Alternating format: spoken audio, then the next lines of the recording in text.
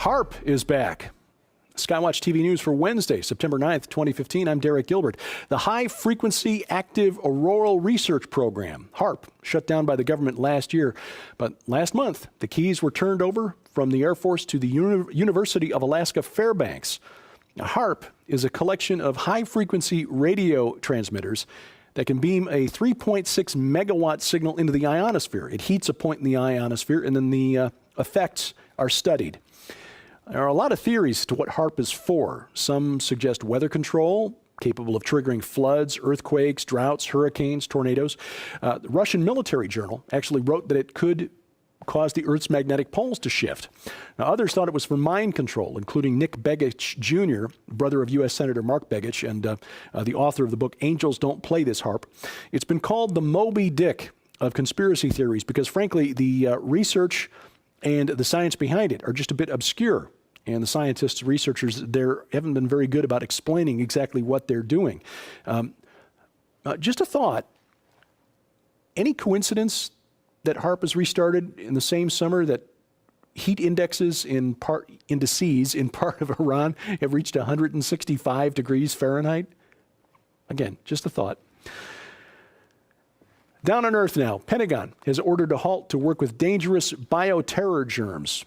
This follows the discovery of live anthrax outside a containment area at an Army laboratory in Utah. The DoD conducts bioterror research with deadly pathogens like anthrax, also plague, Ebola, dengue fever. An investigation revealed that live anthrax was accidentally sent over a 10-year period to 194 different laboratories in all 50 United States and 9 foreign countries. Now, the questions, of course, that are raised by this: how is the military handling those other pathogens? And what are those 200 other laboratories doing with those pathogens? And by the way, the logo of the Critical Reagents Program, which is what the military is reviewing as a result of these problems, is, according to the program's website, a gargoyle. Nice to know that our National Biosecurity Program is represented by an entity that represents the dragon of the Bible. More on the Russian military presence in Syria. Intelligence website Debkafile reports that the largest submarine in the world, the Dmitry Donskoy, is on its way to Syria. The submarine carries 20 intercontinental ballistic missiles and about 200 nuclear warheads. This could explain why Secretary of State John Kerry felt compelled to call Russian Foreign Minister Lavrov over the weekend to warn him about Russia's presence in Syria. And a quick note on another nuclear nation, Pakistan, reportedly building up its stockpile of nuclear weapons. A couple of Washington think tanks concerned about this. They point out in new reports that Pakistan is spending money on its nuclear program at the expense of its economy, its infrastructure, and basically just feeding its own people. It's estimated that about 24% of Pakistanis are malnourished. So Pakistan now outproducing its rival India in terms of spending on nuclear weapons by a 4-to-1 margin. And there are concerns that internal unrest in Pakistan or Pakistan's concern over the Iranian nuclear deal could lead some of those weapons to wind up in other hands. Another chemical plant explodes in China. This blast was the third in a month. 1 is a tragedy, 2 is a coincidence, 3 is what's going on here. This was in the eastern city of Lishui, no reports of injuries. And meanwhile, the Chinese government appears to be concerned about the spread of the gospel there. There are some 70 million believers, it's believed, in China, but at the current rate of growth, China may have the world's largest population of Christians within 15 years. Authorities there have begun a program of cutting down crosses from churches, in some cases just demolishing the churches themselves. A respected rights lawyer, Zhang Kai, has been arrested by the Chinese government. He had taken up the case of dozens of churches in Zhejiang province, which coincidentally is where the last 2 chemical plants have exploded.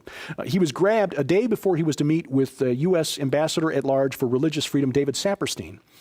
Now, let's pray that President Obama does more for this lawyer than he's done for the Americans being held by Iran when Chinese President Xi Jinping visits the U.S. later this month for a government summit. Next month, of course, the world around us celebrates October 31st, All Hallows Eve, Halloween. One nightclub in Amsterdam apparently plans to celebrate this with a shower of blood, a so-called blood rave. plans to sprinkle or spray a blood-like substance over partiers, similar to the opening scene of the 1998 vampire movie Blade. And organizers haven't confirmed whether they're going to use real blood or whether the blood will be human or from an animal or just a blood-like substance. This isn't the first time this has been done. A similar event apparently held in Los Angeles a few years ago and another in New Orleans fairly recently. Now, as we move further into a post-Christian world, expect to see more things like this. Christendom is not being replaced by rational atheism. It's being replaced by paganism. Burning Man 2015 is over. Some 70,000 ravers or revelers in the desert now making their way back to reality. It's what researcher Carl Tykrib, the editor of the online journal Forcing Change, calls a transformational festival. The Burning Man claims to encourage a community-building ethic and a value system that celebrates life, personal growth, social responsibility, and creative expression. And while that is certainly accurate, it is most definitely pagan and promotes the concept of oneism, something we've discussed with our friend Chris Putnam, author of The Supernatural Worldview. The idea that we are all one, part of a greater entity, just pieces of a whole. It is anti-Christian.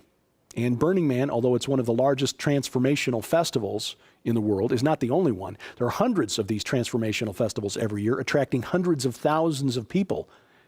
And while we can laugh at the idea that our future is being shaped by a bunch of half-naked people dancing around a bonfire in the desert, the truth is, it is.